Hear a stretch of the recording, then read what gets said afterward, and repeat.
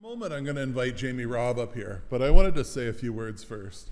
Do you guys realize how important it is to tell your story? Do you realize how important it is to tell your story and how much people need to hear your story? I want you to think for a minute, how much of this book would still exist if people refused to tell their stories? There's a lot of stories that people told in this book that were passed down and written down. The Bible tells us to make disciples and to lead others to Jesus, but how does it tell us to do that?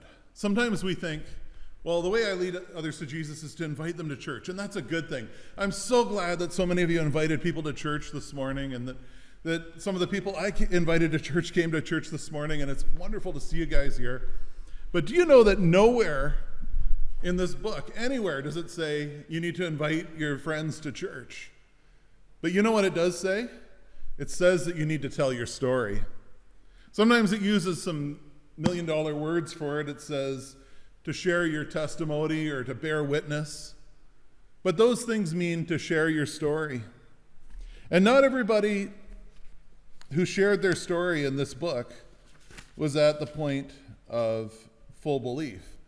In John 9:24, we see the blind man that Jesus just healed, and he's being questioned about it, and he said, and asked if Jesus is a sinner, and he said, "Whether he is a sinner or not, I do not know, but the one thing I know, I was blind and now I see." He didn't know everything. Sometimes we think, I can't share my story with other people because I don't know everything. They're going to hit me up with some question that I can't answer, and I'll have to be like, I don't know.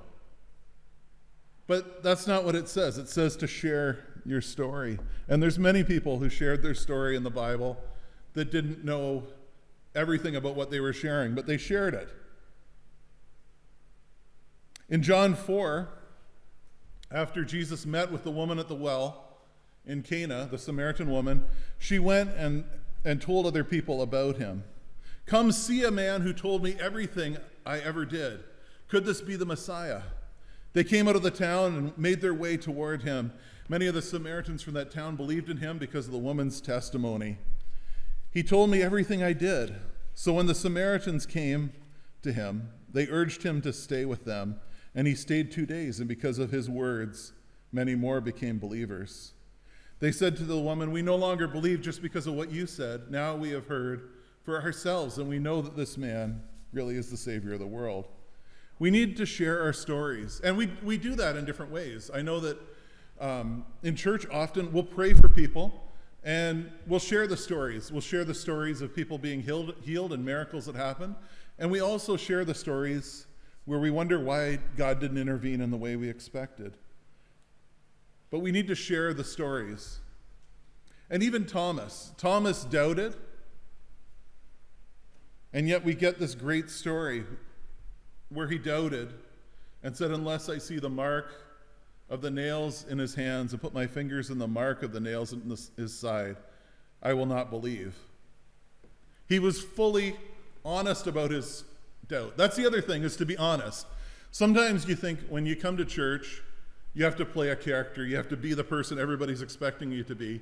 If you don't believe something, just tell people you don't believe it. Be honest, and God can work with that. God blessed Thomas in an amazing way by that miracle, which, anybody would believe after seeing that. That was amazing what Jesus did by appearing to him.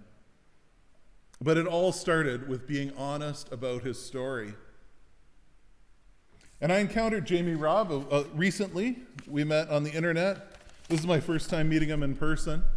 And I realized that he had an amazing story to share with us about his trip to the Ukraine and the church there and the things that Christians are doing in Ukraine as well. And it sounded to me like a story that we needed to hear. And so I want to invite Jamie Robb up now. Let's welcome him with a hand of applause. And he is going to share his story. Thank you, Jim.